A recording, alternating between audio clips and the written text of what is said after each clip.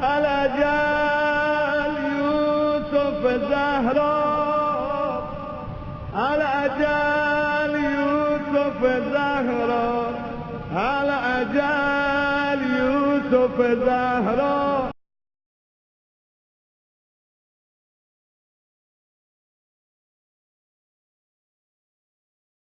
أعوذ بالله من الشيطان الرجيم. بسم الله الرحمن الرحيم. الحمد لله الذي لا يبلغ مدحته القائلون ولا يحصي نعماءه العادون ولا يؤدي حقه المجتحدون، الذي لا يدركه بعد الحمام ولا يناله غوص الفطن، ثم الصلاة والسلام على أشرف الأنبياء والمرسلين، العبد المعيد الرسول المسدد المصطفى الأمجد المحمود الأحمد سيدنا ومولانا أبي القاسم محمد. اللهم صل على محمد وآل محمد وعجل فرجه. وعلى آل بيته الطيبين الطاهرين المعصومين المظلومين، لا سيما بقية الله في الأرضين، صاحب العصر والزمان، خليفة الرحمن، إمام الإنس والجان، ولعن الله أعداءهم أجمعين إلى يوم الدين. أما بعد، فقد قال الله وقوله الحق. بسم الله الرحمن الرحيم. الذين جاهدوا فينا لنهدينهم سبلنا وإن الله لمع المحسنين. صلوات على محمد وآل محمد. اللهم صل على محمد وآل محمد وعجل فرجه. Shaheed and Shahid, the martyr and the witness, has been our ongoing topic. Tonight is lecture number 8. We have attempted since day number 1 of our lectures to attempt to understand the mission of Imam Hussein through Imam Hussein.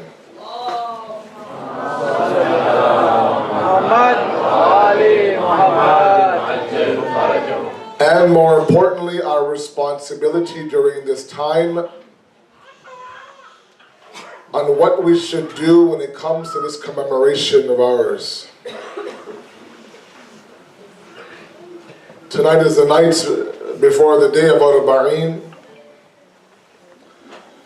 We have no reason to not believe that every single center where there is a masjid, a Husayniyah, where there are groups of Shia families all over the world, they are gathered tonight for the remembrance of Abu Abdullah.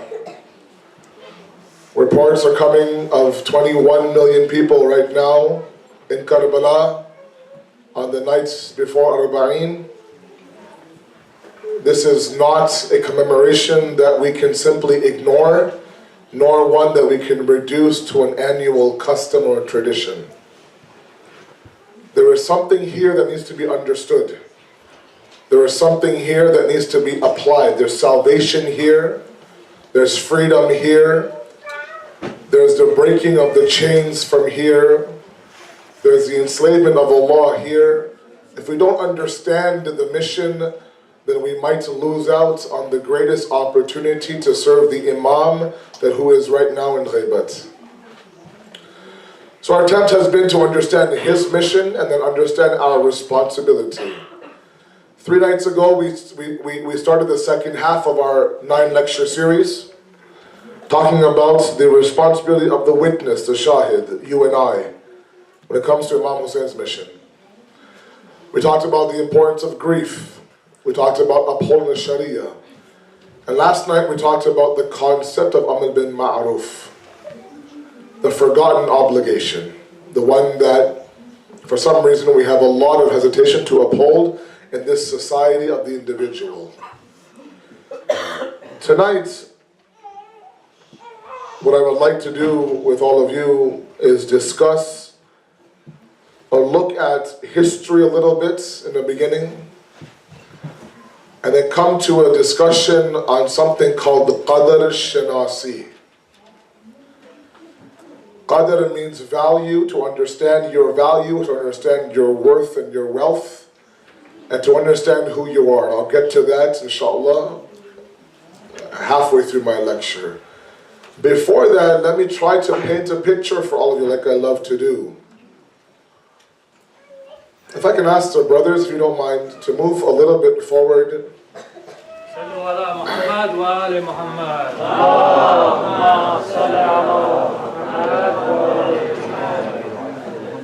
There's gaps right behind the speaker there, if you can fill those gaps up.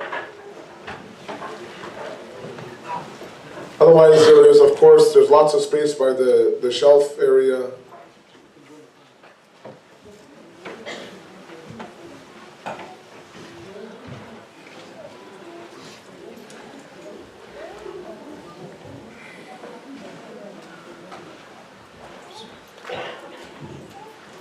Thank you. رسالة صلوات على محمد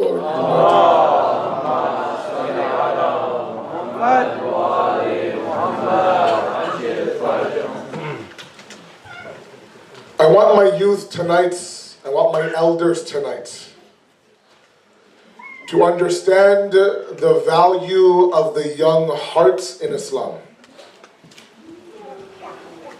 History tells us that the mission of Islam, the distribution of Islam, the saving of Islam, and the eventual resurrection of Islam will all happen on the backs of the youth, of young people. If we examine the mission of our Holy Prophet, and we will in a second, if we examine the warriors of the day of Ashura, and if we examine the eventual resurrection of the deen by our Imam, the common factor in all three of these beautiful missions is the youth, young people. And it's not defined by an age. Young people can be as young as a 6-month-old. Young people can be as young as a 12-year-old, a 15-year-old, a 21-year-old, a 26-year-old.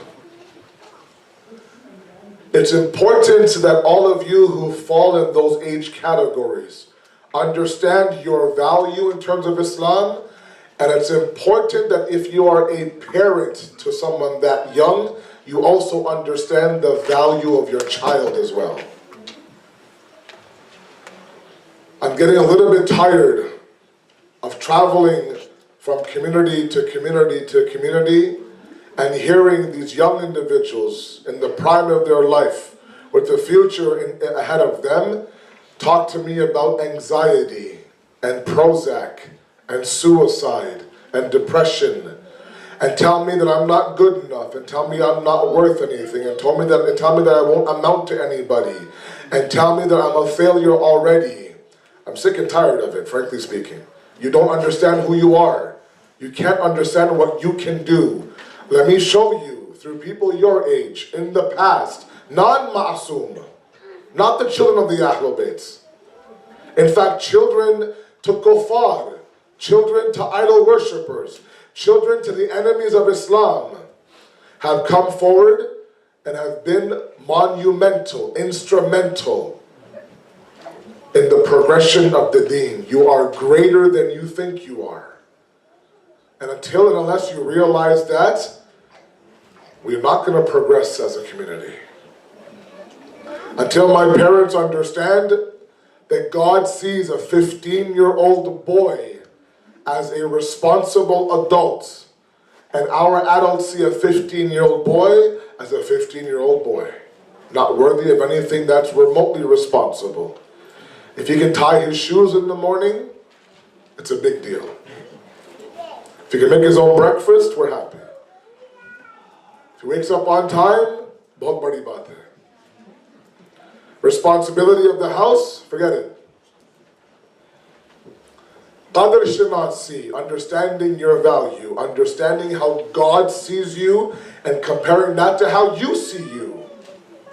I'm sick and tired of it. Let's fix it tonight, inshallah. From tonight, you make a promise to yourself, not in a way of the ego, and I'll get to that also, inshallah, but in a way that I might have the potential to be somebody great if I just work a little bit hard on the potential that God gifted me with. Let me tell you a couple of examples of people whose potential were tapped into and the outcome was amazing. Let's examine a few cases. Sallu ala Muhammad wa ala Muhammad.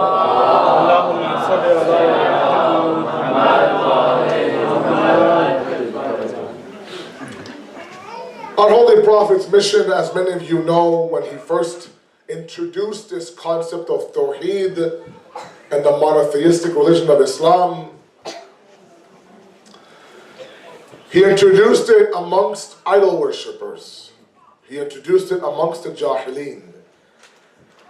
He introduced it amongst those who lived their life according to their own natural desires. And two groups of people went flocking towards the Holy Prophet, flooded his area, absolutely accepted his mission. One was the poor and one was the young.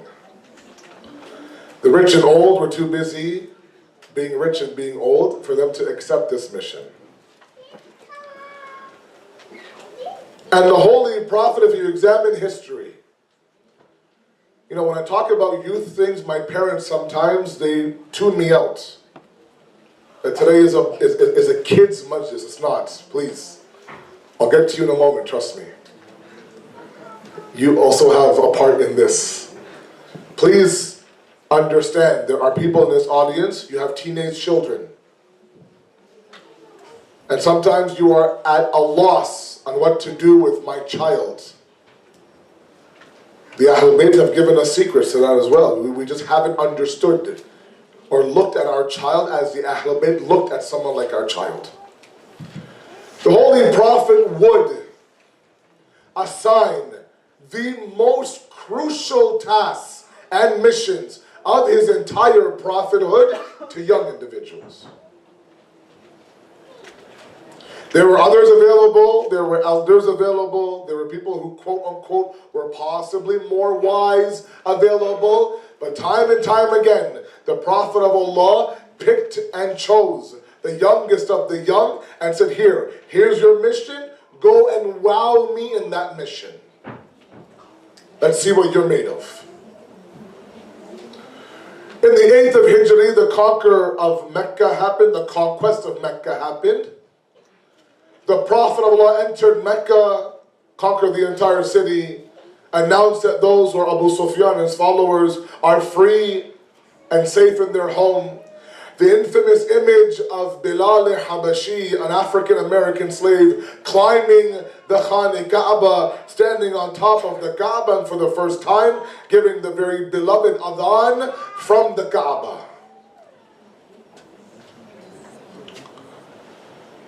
The first mu'adhin of Mecca, which now became the hub and the central government of Islam before the migration, was an African-American slave who was 19 years old. He would start off by saying, Allahu Akbar, and then he would say, Ashhadu an la ilaha illallah. And the Arabs will go crazy. Come on now, this is at least our language, give it to us. Let me be the mu'adhin. This man can't even say, forget the fact that he was the color he was. If they got over that difficulty for them, the fact that the man could not say sheen. They would say, Ya Rasulullah, at least the adhan give to us. It's in Arabic. And the Prophet says that when Bilal says, Ashhadu an la ilaha illallah, Allah on his arsh hears, Ashhadu an la ilaha illallah. It's not about al-hajjah. It's not about some accent. It's not about the color of the skin. The barriers, then the walls, the Prophet tried his best to destroy. We as a nation sometimes are putting those walls back up. A 19-year-old African-American slave was the first mu'adhin of Islam. The Prophet of Allah purchased him, trained him, gave him tarbiyat. They tortured Bilal. They abused Bilal. And every time they would torture him, they would tell him to denounce Muhammad's religion, reject it. And he would constantly say, Ahad, Ahad, Ahad, Ahad. One, only one. Nothing else but one. Jafri Tayyar, the first muballigh of the deen of Islam.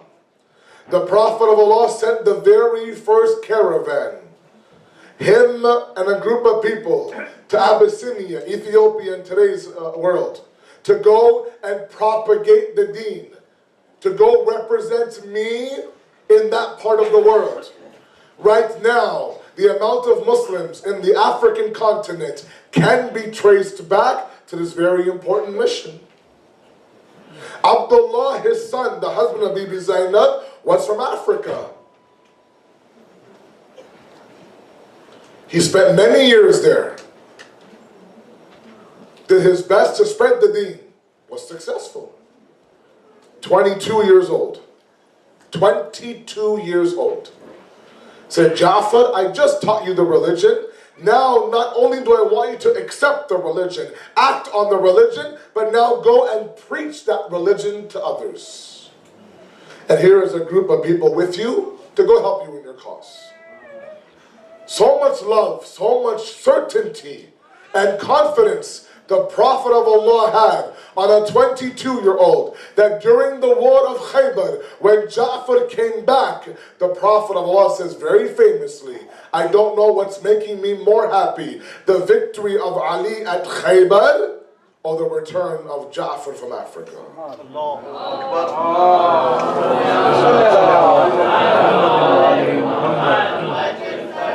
22 years old. Amir al-Mu'mineen throughout the entire prophethood was in his 20s. Kullu Iman, 26. Khaybar, 27. Ghadir, 32. The only thing that people had a problem with on Ghadir with Ali was not his piety, of course, not his ilm, of course, not his bravery, of course. Nobody could touch Ali in those areas. The only thing they would complain to the Holy Prophet saying, come on, please, this kid of yours, he's 32 years old. He wears patched up clothing. He eats dried up bread. He feeds the orphans. He ties his shoes with used up rope. This is going to be the successor of your empire?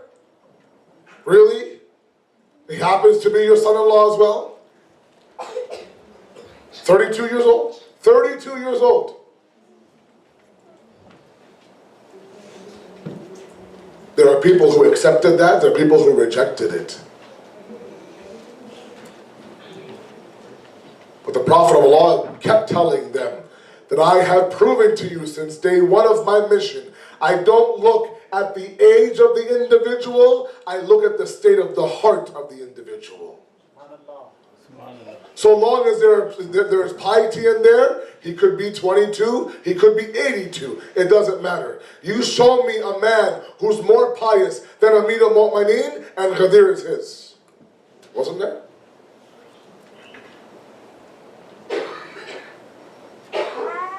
And we take it for granted sometimes. We take it for granted sometimes that we weren't there on Ghadir. Sometimes I thank God every single day that I wasn't there on Ghadir to make that difficult choice. It's not that simple.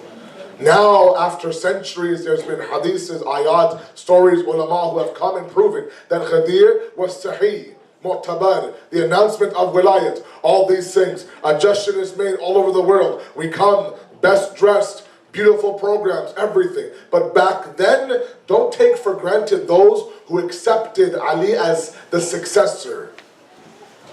You had this idea, and I'm open-minded now. You You had this concept where you had one individual who was announcing himself to be the first Khalifa. He was wiser, older, a little bit of a white beard, maybe a few scrubs on his forehead, possibly a cane, possibly about like this one. And you had a 33-year-old beside him who, like I said, patched up clothing. 5'10", some say.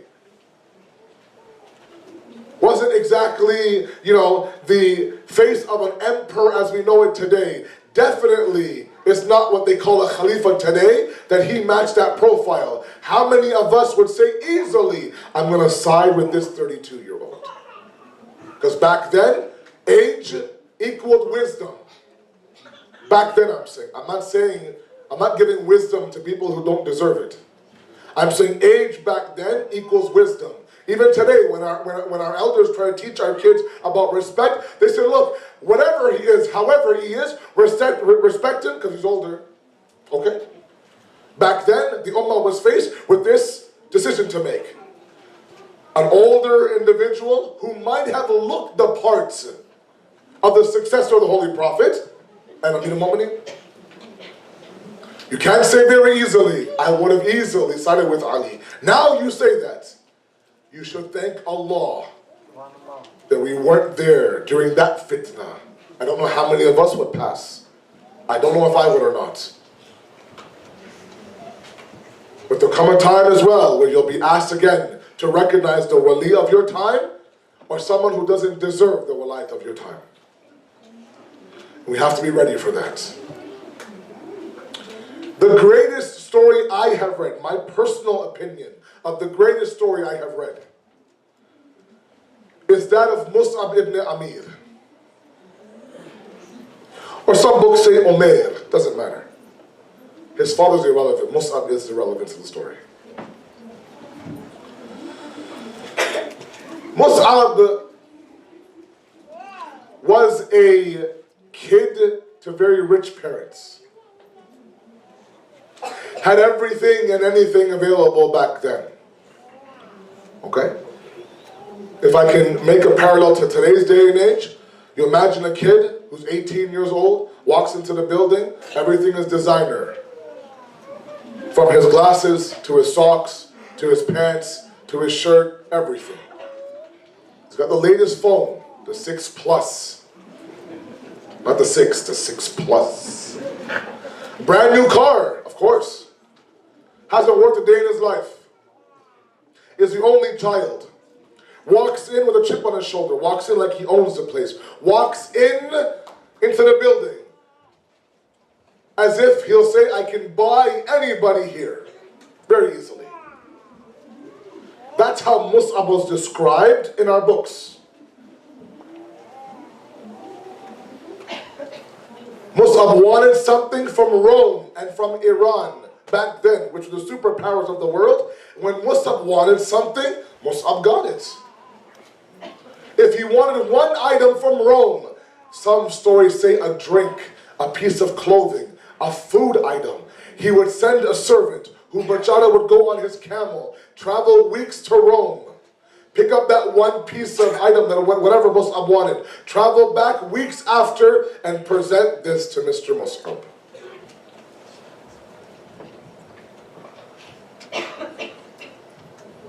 He was cocky, egotistical, full of himself. He would ask things one time and he would get those things automatically. When the mission of the Holy Prophet came about, this story is amazing, guys.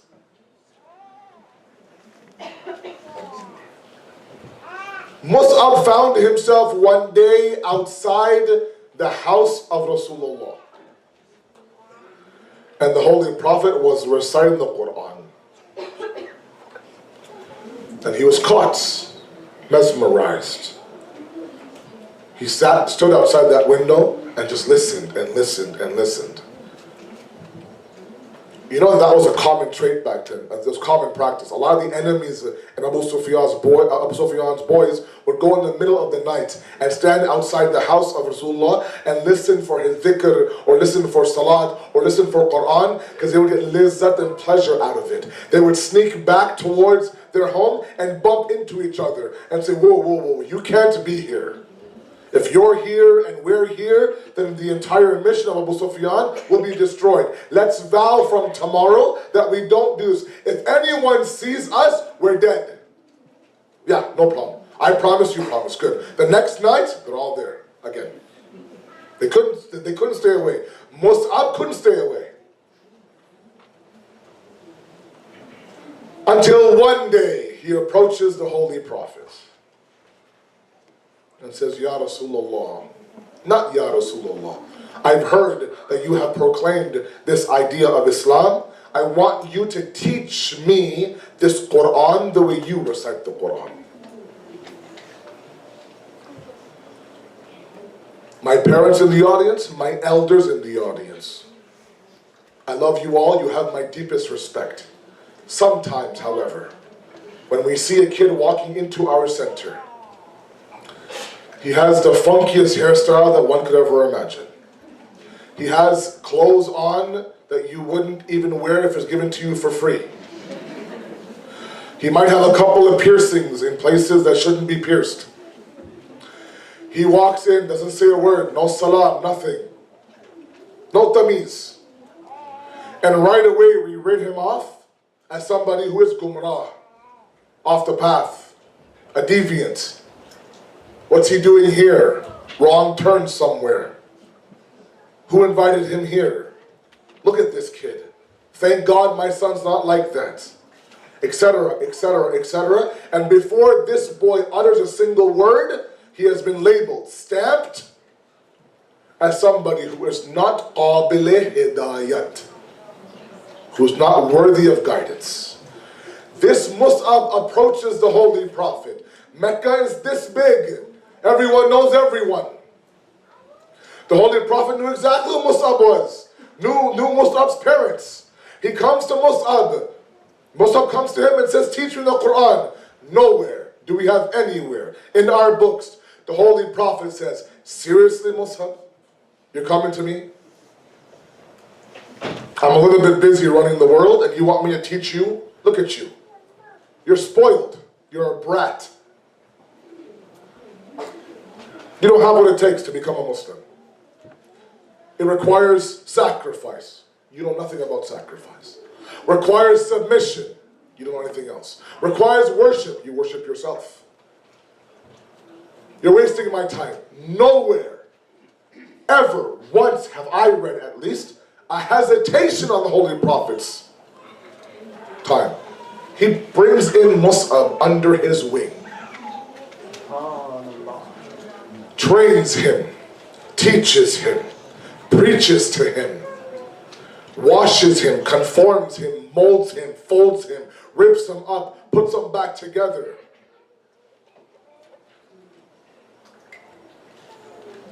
You know who Mus'ab was in history? There were two tribes in a place called Yathrib, the city known before was called Medina. The two tribes were Khazraj and Aus, as many of you know. They were the two tribes that were arch enemies of each other.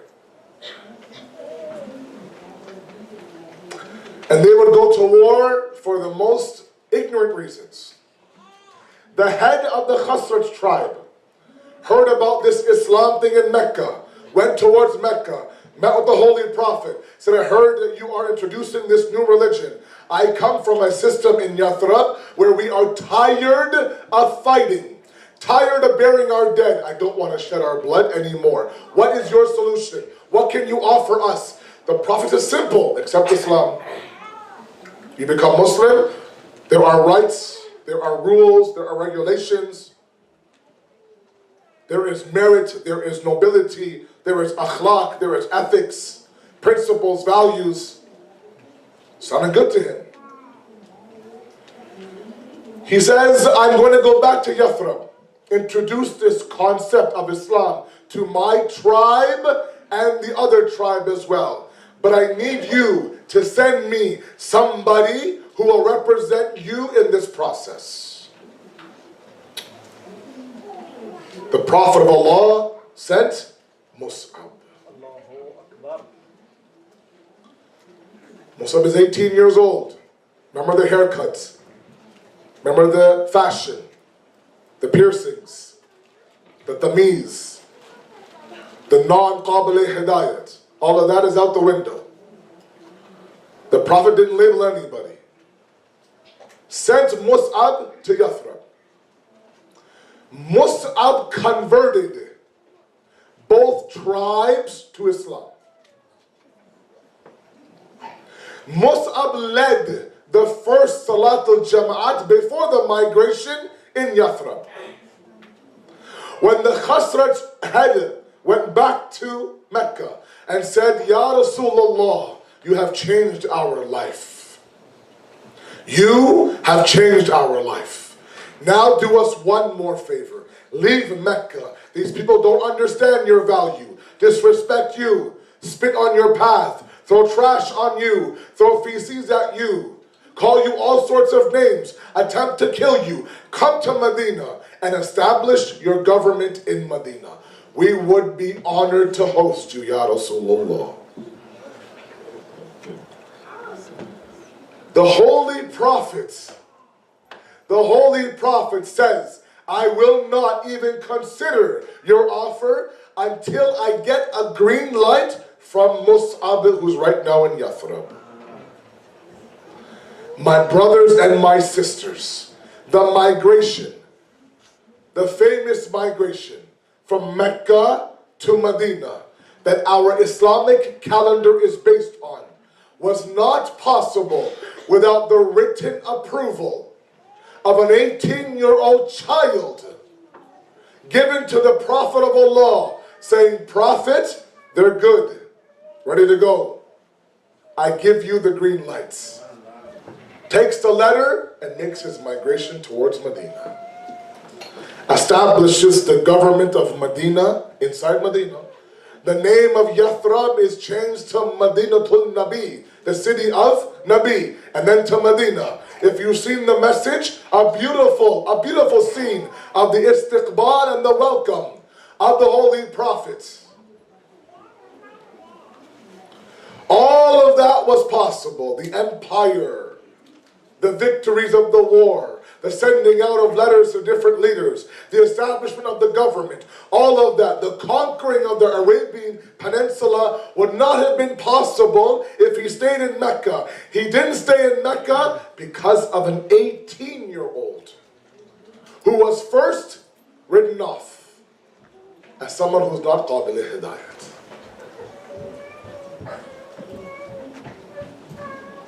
My elders in the audience, let me profess my love for you one more time. Let me tell you I respect you for what you've done, how you are.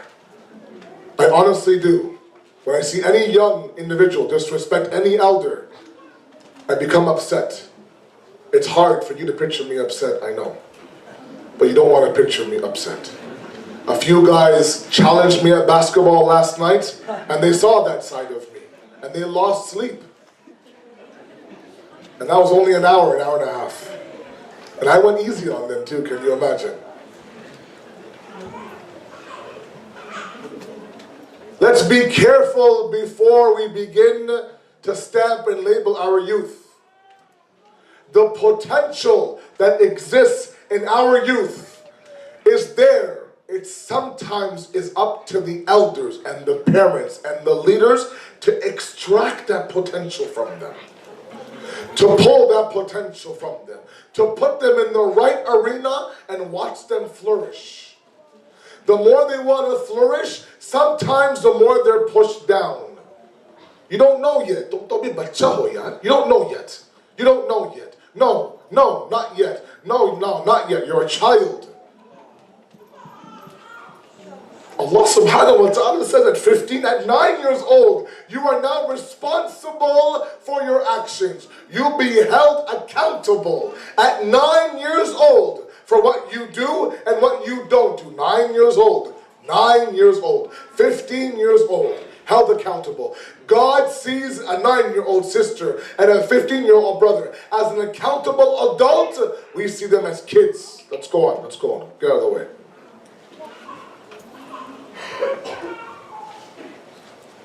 Let's be careful. The entire empire of the Islamic State was built on the youth. That was the Prophet's mission, and there are several other examples. Come to Imam Hussein's mission. Imam Hussein's mission, very famously, several young individuals, people who didn't have armor that would fit them, people whose shoes were too big had to be tied on their feet, people whose swords were too heavy had to be carried 2 hands. People who were in their pre-teen eras, 11, 12 years old, in the heart of their teenage eras, early 20s, mid-20s, late 20s. If that's not enough, a 6-month-old Ali Asghar. Imam Hussein had youth that would cry at the thought of Imam Hussein giving the life of their sons away in the path of Islam and us remaining alive. Imam Hussein had youth on the day of Karbala, on the day of Ashura, where he was asked to describe death sweeter than honey. We had youth on the day of Ashura who would fight to see who would go first in the Maidan of Karbala. Were they a little bit, loose up here? Did they actually believe that me as a 12-year-old could take on 30,000 people? No, they knew that my conclusion, my destiny, was exactly what was going to happen to me. This heart of a youth is a very ajib thing. Sometimes all it sees is right and haq, and nothing can stop it. Sometimes all it sees is a green light, and everyone could be telling you, you're too young, you're too young, you're too young, and you'll say, get out of my way, I'm going through that green light.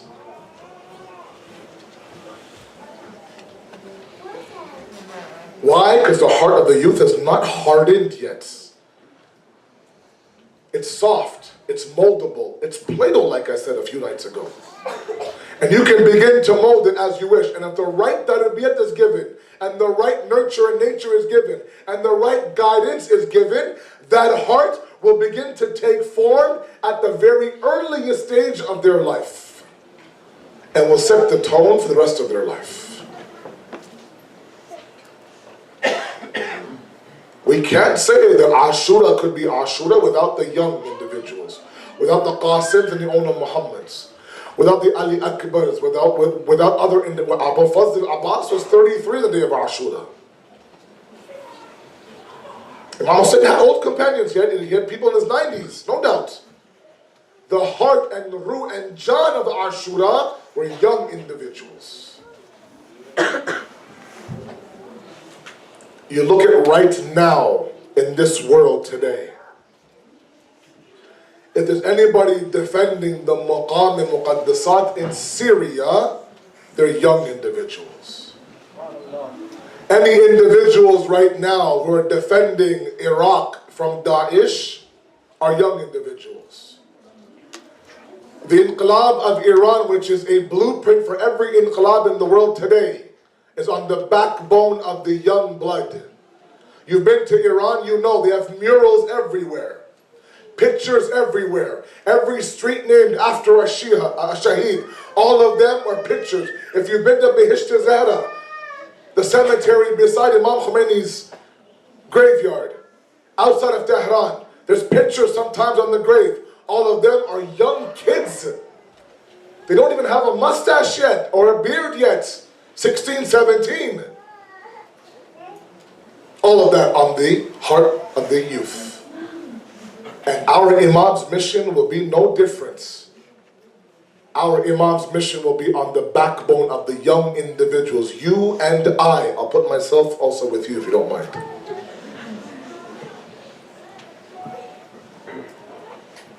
That's history. Let's come to present day. Imam Ali alayhi salatu was salam.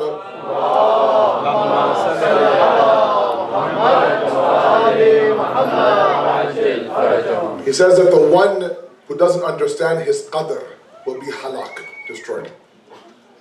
The one who doesn't understand his value will be destroyed. The resilience that the youth have in their life is incredible. Your ability to bounce back sometimes from dangerous waters, from foolish mistakes, from satanic thoughts, from major sins, for you to bounce back and tread the path again that you've left is incredible. Your value in the eyes of Allah, you are the greatest group of Allah. The amount of umeed and hope that the Imam of our time and his creator Allah subhanahu wa ta'ala has in all of you, they don't have in anyone else.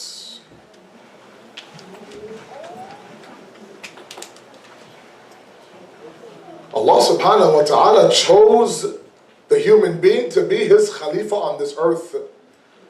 Look, the very simple example is that when a CEO leaves the company for 6 months to a year on some sabbatical or some leave, when he goes to choose a replacement or someone who will run the company while he's not there, he won't choose an entry-level individual who just started 2 weeks ago.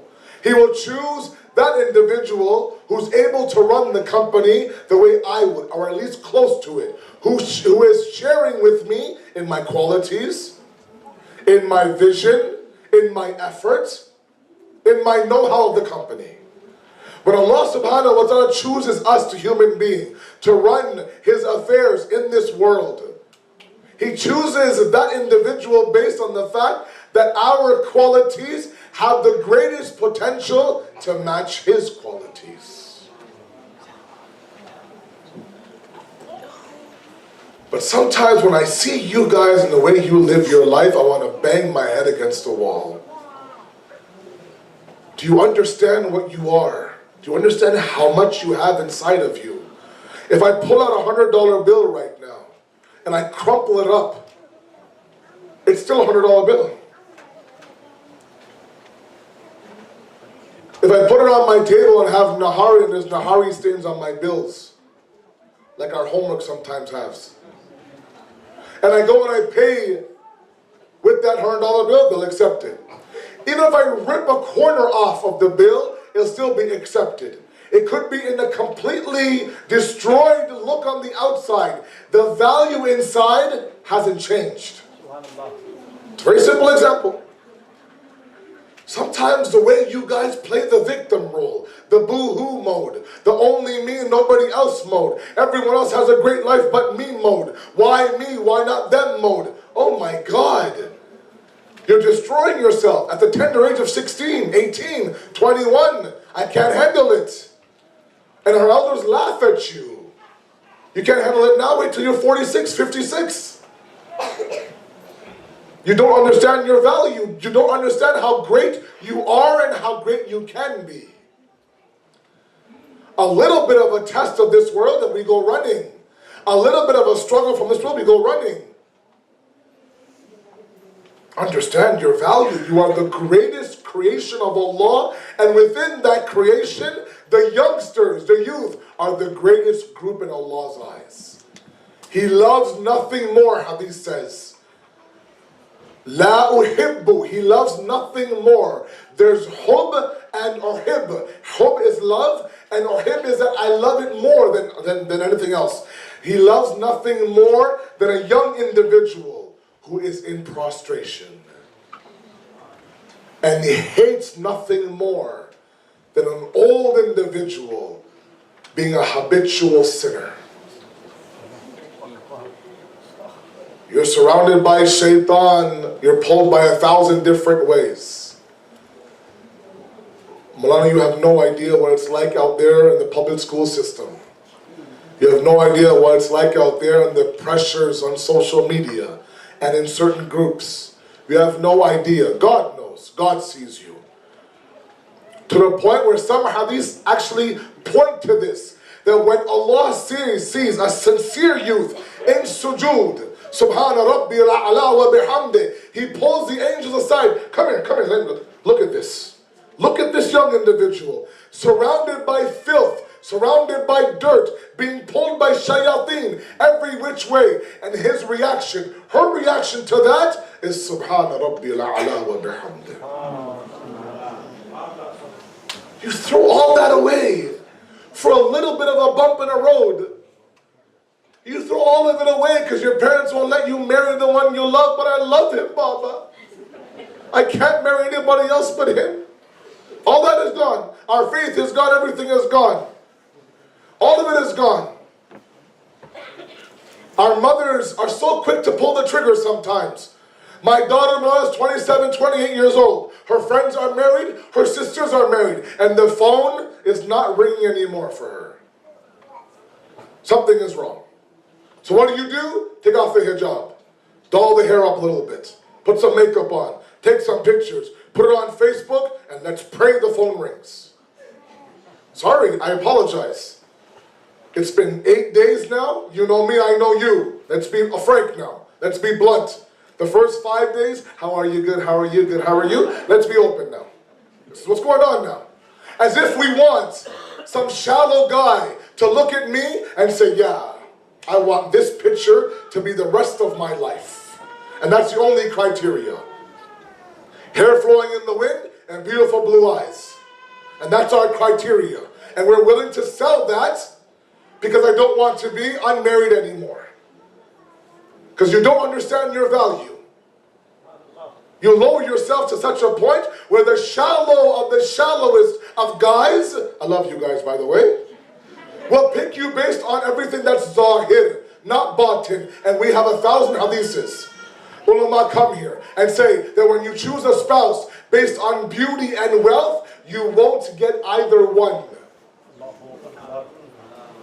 Wealth fades away and beauty sags away eventually. But when you choose a spouse based on piety, you get beauty, you get wealth as well. Because when someone is on the inside beautiful, her outside appearance glows in your eyes. Hi.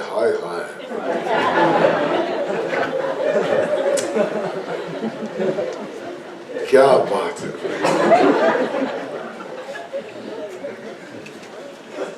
If I'm wrong, tell me. I have a sisters only Q&A. I brought my bulletproof vest today. I'm ready. Tell me if I'm wrong. I've been around communities to know well enough that when we don't get what we want, the first thing that we zibha is our deen. I'm too extreme. Let's trim the beard a little bit, Malana. It's there somewhere. Trust me, it's there. Malana, if I have a thick beard, they don't like these Talibani Shia Muslims. Or the Wahashi Shias, right? Wahhabi Shias, now Wahashi. These are new terms, mashallah. Get with the times. You guys should know these terms by now. If I know them, you should know them. Yeah. So what do? Just to fit the right job, the right spouse, the right family, then zibha the deen. You don't understand your value. Don't give up these principles. Say, this is who I am. You want to marry me? You want to hire me? You want to be my friend? This is who I am. Deal with it. I'm not here to be changed.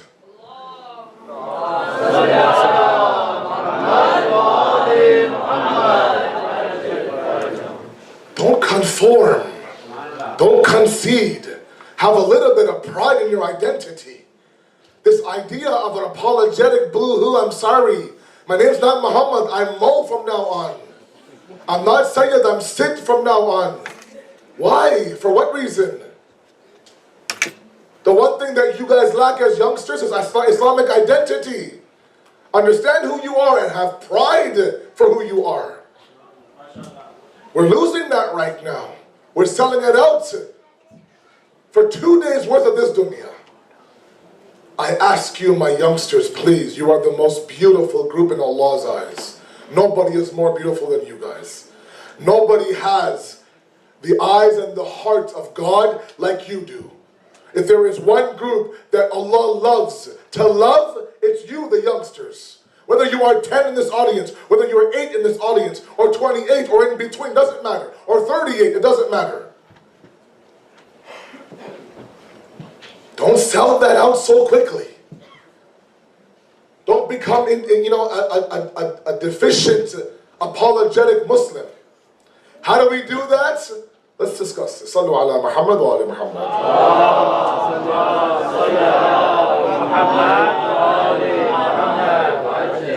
First of all, number one, very basic.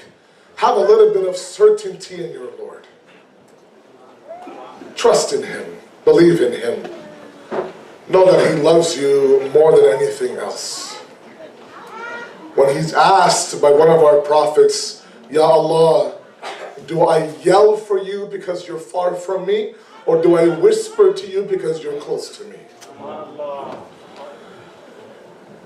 He says, your hablun warid is further from you than I am. Your jugular vein is far from you. I'm close to you. We push Him aside, right? We ignore Him. When things are good, God who? When things are bad, God please. And He's always there to come running. Always there to come running.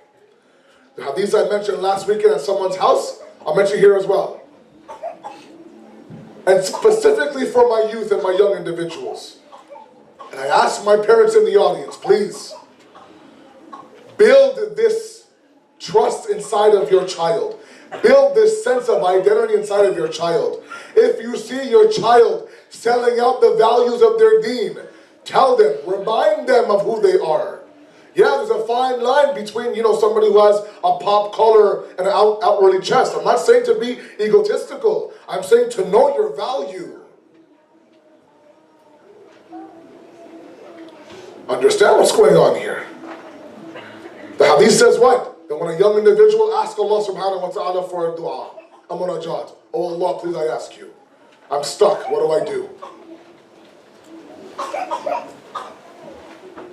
Allah subhanahu wa ta'ala instructs the angels to delay the response of that dua.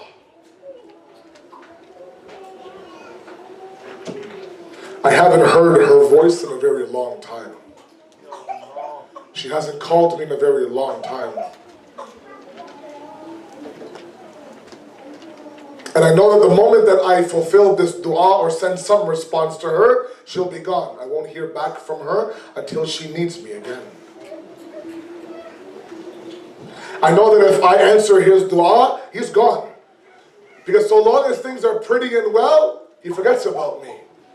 The hadith says that, oh Allah, I want to praise you in difficulty the same way I should praise you in blessings as well.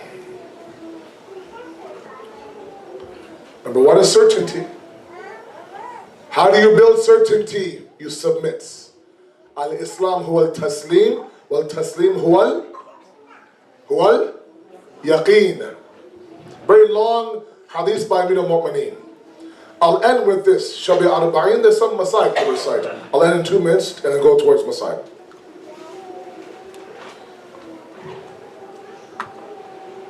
Sallu ala Muhammad wa ala Muhammad.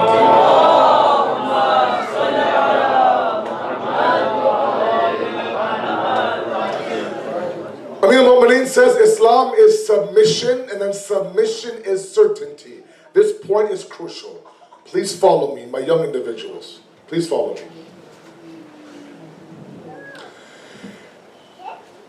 In that order, if we want to build certainty, we must submit first, and then we must build certainty. The problem today is this, that the youth today, the young individuals today, they have to be convinced of anything before they do it. Give me dalil, give me proof, Malana. Don't tell me to do something, tell me why I'm doing it. And if I accept your proof, I'll do it. I remember I had a discussion with the youth in a different community. Remember, I don't talk about you guys to you guys. He had a certain, he couldn't understand a certain concept. I kid you not, we spent 3-4 hours talking about this. Whatever I could give him, I gave him. Quranic ayat, sunnah of the Ahlul Bayt, ahadith, traditions. Aql, logic, reasoning, everything. After that, my lips were dry, everything. I mean, I was done. And then he says, okay, Mulana, I'll think about it. If it makes sense to me, I'll do it. Sometimes the amount of ghurur that sometimes you youth have when it comes to Islamic principles, the amount of conceit and ego that you have to be convinced that this is going to be the right thing to do, then I'll do it. Subhanallah, subhanallah. Right? Like your limited reasoning is supposed to somehow understand the unlimited intellect of God. Oh. And until you convince me, I won't do it. So convince me. This idea of blind faith, I'm not a hypocrite, Maulana. I don't just follow blindly, Maulana. I'm not like my elders where I just accept whatever's told to me, God forbid. No. I want proper proof. I want it properly presented to me. If I'm not convinced, I'm sorry, no go, I'm not going to do it. Amir al-Mu'mineen says that certainty sometimes is in submission. Sometimes you submit to Allah. In that submission, the doors of certainty open. Subhanallah, subhanallah. Sometimes after the act of submission, there comes this wahi of certainty down upon you that you won't get unless you submit.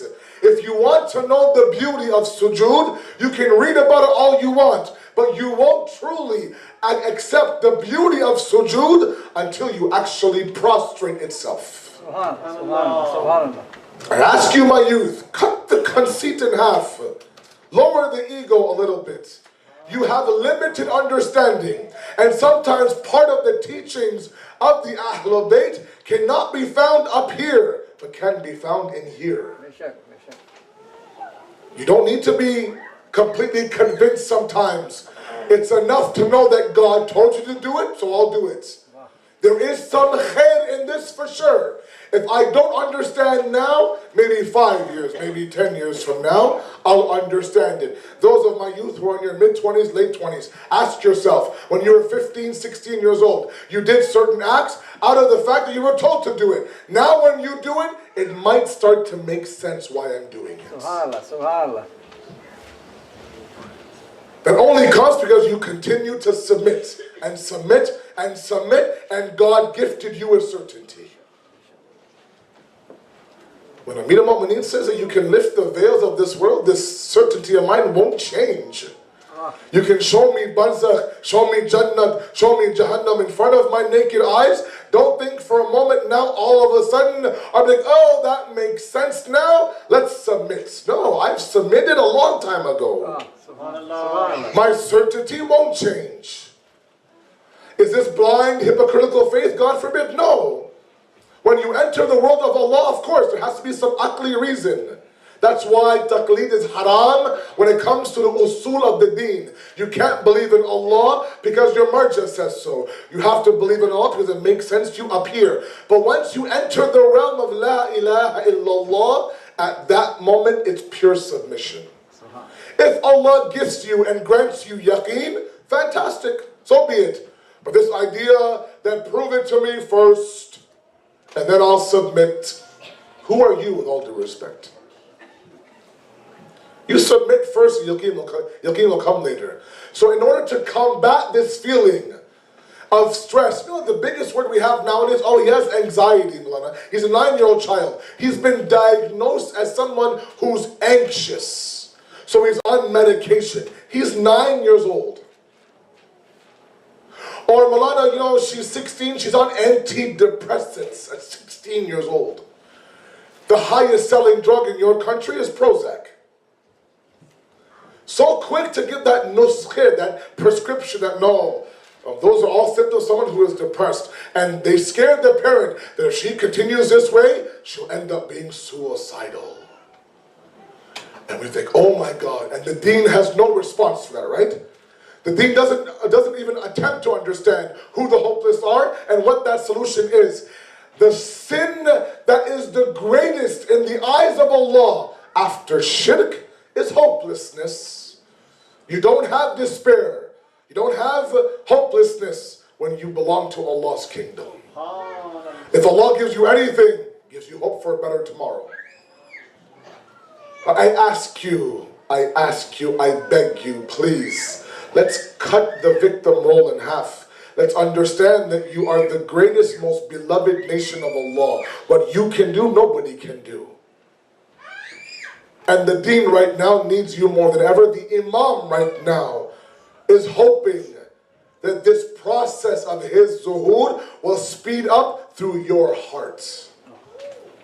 Answer the call of your imam. Begin to work for the imam. Forget this idea of apologetic natures. Forget this idea of an inferior complex. Focus on your identity. Know that you are the best of the best.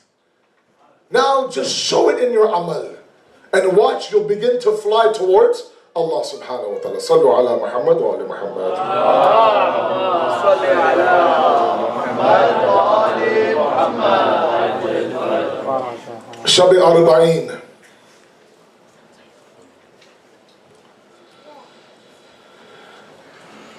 $21 million people right now are in Karbala.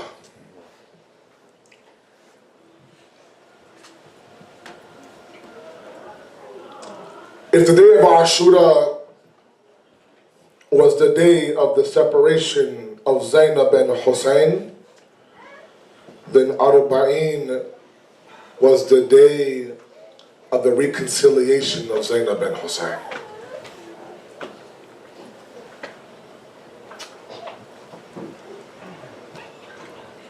Bibi Zainab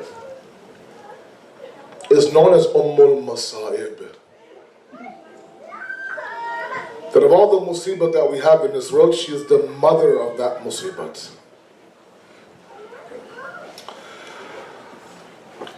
On the day of Ashura, we hear a 15 to 20 minute masa'ib of Imam Hussein Shahadat. Our heart breaks into pieces. We sometimes ask the khatib and the dhakir and the alim to stop. That's enough. And this is based on what we're hearing. Bibi Zainab saw far more than what we've heard. I would say 10 to 20% of the musibat on the day of Ashura we have heard of. What she saw, how she stood there and watched it, only she knows.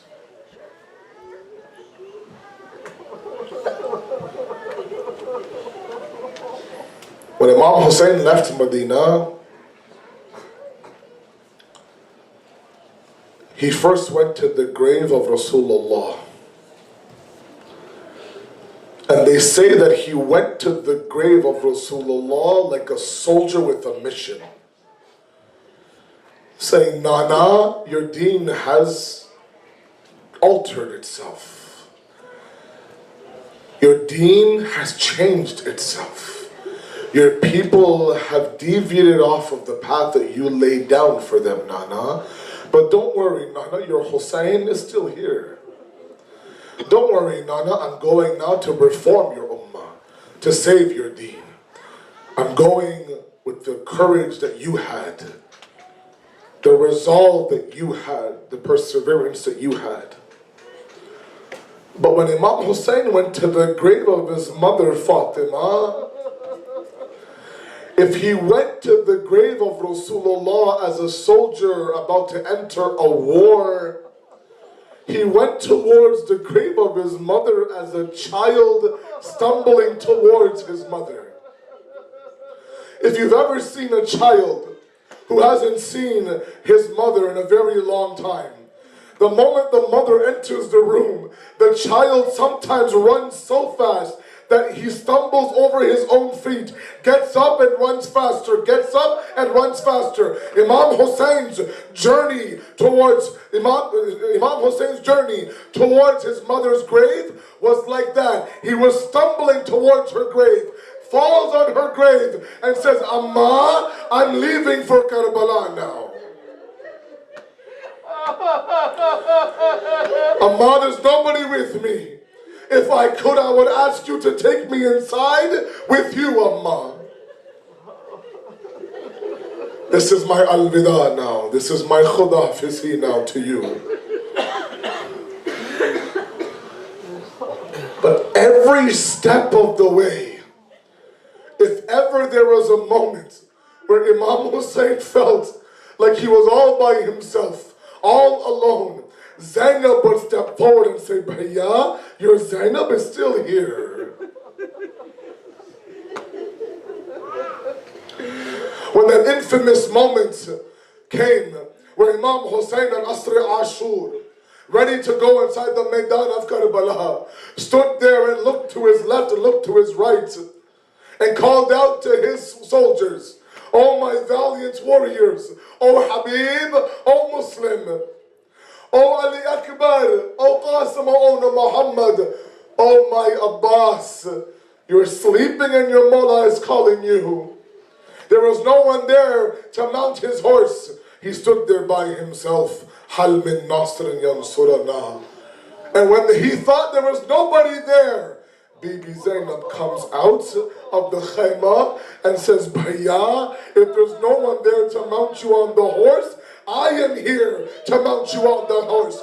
Zainab, I'll tell you this, you were there to mount your brother on the horse. There'll come a time where you also have to mount that horse that goes towards Kufa and Sham, and you'll look towards Furat and say, Abbas, how could it be that your sister Zainab is standing here and you're not here to mount me on the horse?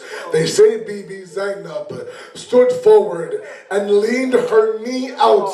Imam Hussein stepped on the knee of Bibi Zainab and mounted the horse. Bibi Zainab, my salams to you. Your knee was the one that mounted the horse, that mounted Imam Hussein onto the horse. This was the same Zainab when the tents were on fire.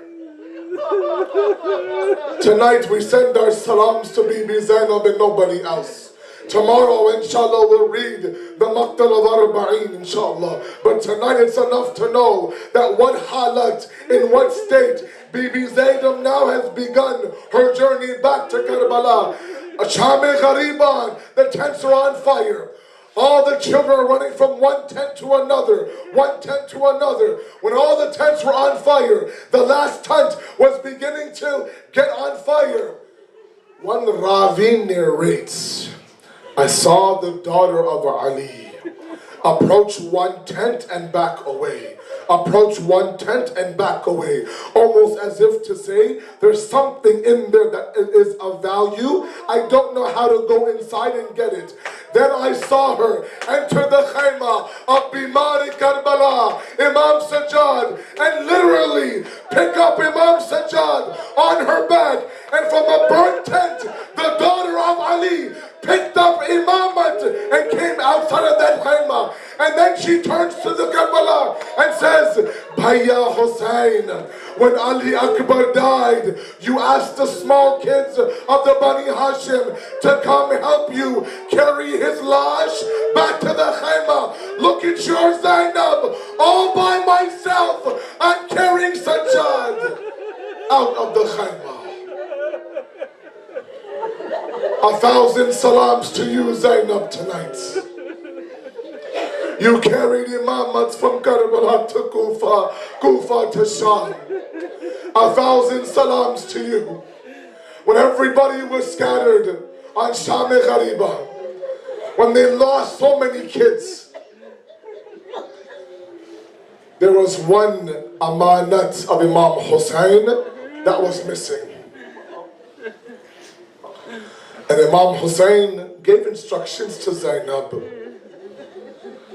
saying, Zainab, after me, you have to carry this mission forward. What my blood could not achieve, you will achieve in your words, inshallah. When he said nothing else, he said, all I ask for you is to take care of my 4-year-old Sakina. And this amanat I'll talk about tomorrow night, inshallah. It's enough to know when the cries of Sakina happened in the Zindan of Sham,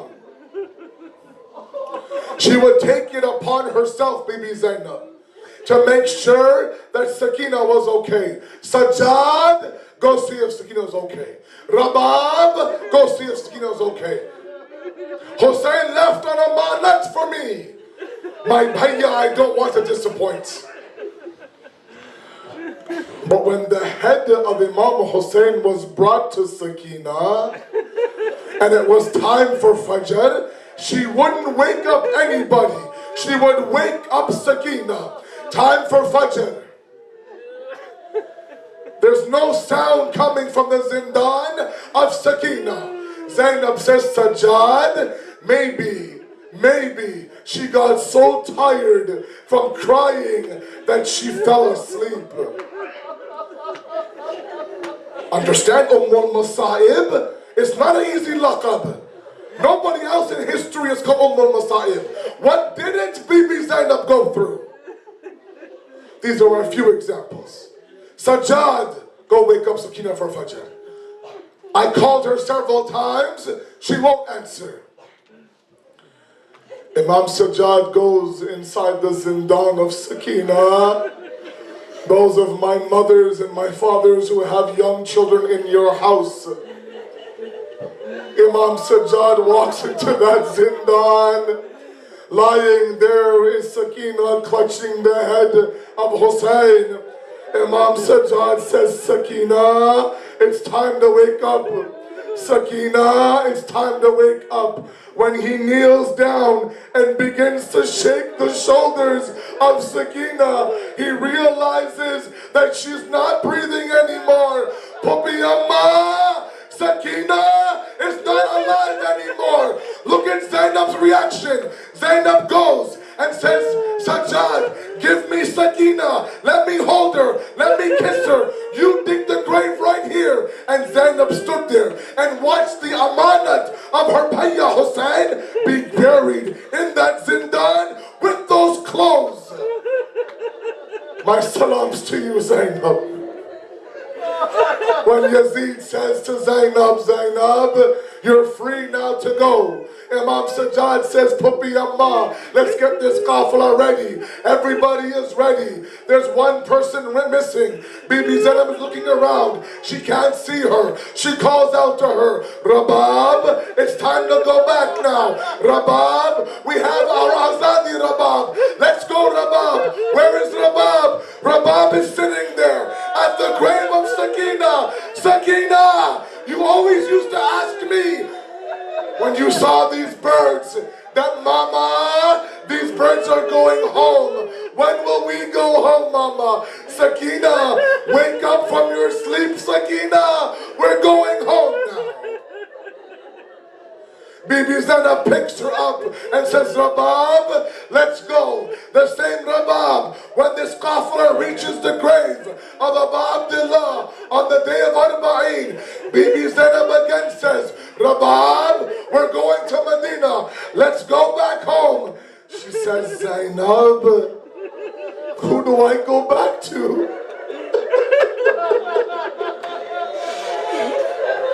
All I brought with me from Medina was a 6-month-old Ali Asghar, a 4-year-old Sakina, my husband Hussein. I left Hussein here. I left Ali Asghar there. My Sakina is in the Zindan of Sham. You tell me to go back home. Where do I go? Bibi Zainab picks her up, says, Rabab, let's go. Your Zainab is still here. Salams to you, Masa'ib. What didn't you see? The heart of Ali, the courage of Ali, you displayed. And you kept your promise to Hussein that you took that mission from the day of Ashura until the end. سَيَعْلَمُ الَّذِينَ ظَلَمُوا